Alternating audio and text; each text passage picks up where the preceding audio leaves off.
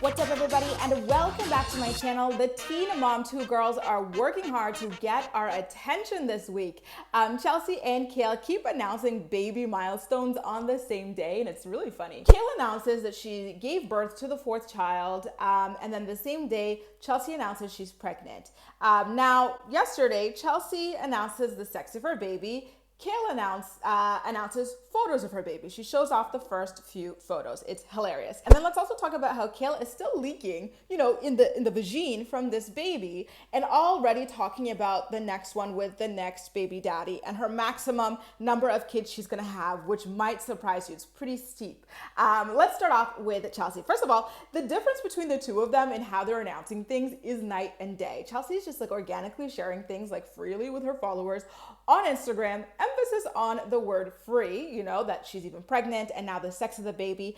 By the way, it's a girl for her and Cole. They're gonna have 2 daughters together, in addition to the daughter that Chelsea brought into their relationship from her ex-boyfriend Adam, for their family of 4 kids. She also mentioned that she believes that this is going to be their final child, but that they are leaving the door open in case maybe like 4 or 5 years down the line, they do want to have another addition. And on the same day, Kail revealed photos of her 4th son in an exclusive sold fashion to Us Weekly magazine. Might I add, on her podcast, just shortly before giving birth, Kail talked to her co-host Lindsay to talk about how many kids she was open to having. We all know that she does want to continue having children. She wants to have a girl. She is considering gender selection in order to make sure that the next time she has a child, it is a girl. But I thought that, okay, maybe she will have 5. She'll just go to the bank or whatever, try to get a 5th one, make sure it's a girl, and call it a day. But no. Kail said on her podcast, and I quote, "I don't think that I would have ever pictured myself like 10 years ago when I had Isaac having 4 kids. But now 6 is my max. I'm not conforming or denying, I'm just saying." So there you have it, you guys. Kail having 6 kids might happen. She's not saying, I'm exaggerating a bit. She's not saying that she's definitely going to cap at 6. She might not make it there. She might not make it past 4. Maybe she'll just have one more, a 5th.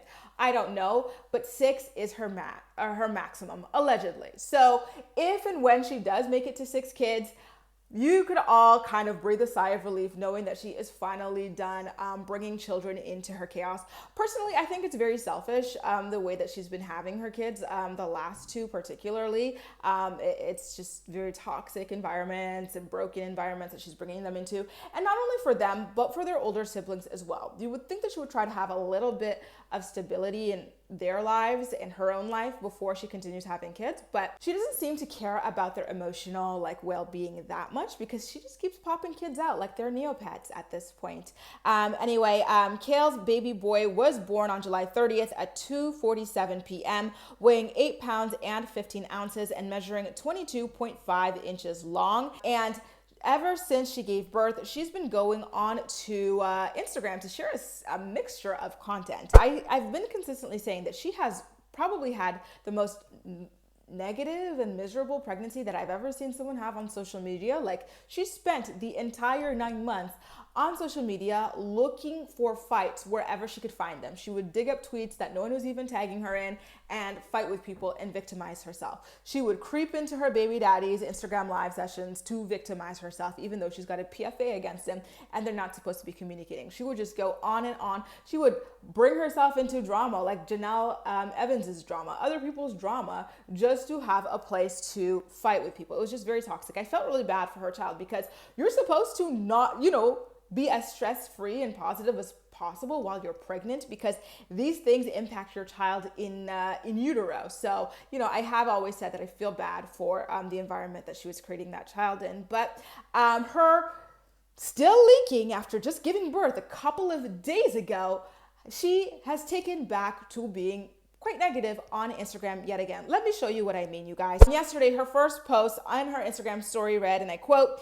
"If you catch yourself begging someone for human decency, a response, time together, clarity, respect, compassion, or even some kindness, you need to take a step back and realize that you're begging someone for the bare minimum, and that's ridiculous." Kail, we know, and you're also not supposed to get pregnant by someone like this. That's doubly ridiculous and toxic for your children. The next one she shared reads in a quote, him, you're overreacting. Me, nope, you betrayed me and I'm allowed to express my pain. Absolutely you are, and you're also allowed to not bang this person on the kitchen counter unprotected, producing yet another child who is going to be fatherless. Anyway, she did a Q&A about the new baby and how the boys are adjusting to him. So let's kind of go through what it is that she said in the following few slides of hers. How is the baby sleeping through the night? Do you have any help or are you on your own? Kail says that she has a friend who's been helping her. I don't remember seeing this friend on the show. She must have just